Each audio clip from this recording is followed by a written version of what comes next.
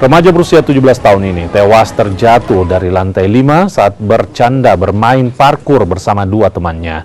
Menurut rekan korban menerima tantangan dua rekannya jika bisa melakukan olahraga parkur akan mendapat imbalan Rp50.000. Polisi yang tiba di lokasi langsung mengevakuasi jenazah korban dan dibawa ke Rumah Sakit Bayangkara untuk dilakukan otopsi. Sementara itu, polisi juga memeriksa dua rekan korban untuk mengetahui penyebab korban terjatuh.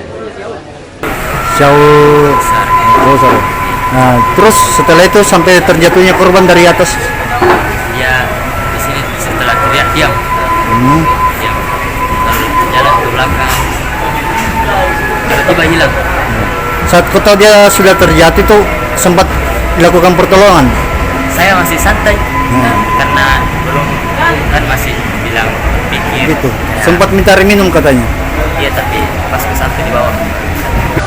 Laporan atau pengaduan warga di Polsek Panakukang bahwa telah terjadi kecelakaan anak santri, kemudian terjadi kecelakaan dan terjatuh. Untuk korban sendiri Bang, dia usia berapa Bang?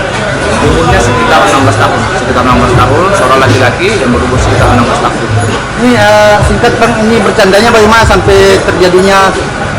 Nanti kami dari Polsek Panakukang melakukan pendalaman dulu untuk melakukan pemeriksaan saksi-saksi, untuk melakukan pendalaman kegiatan apa yang dilakukan sehingga terjadi kecelakaan itu.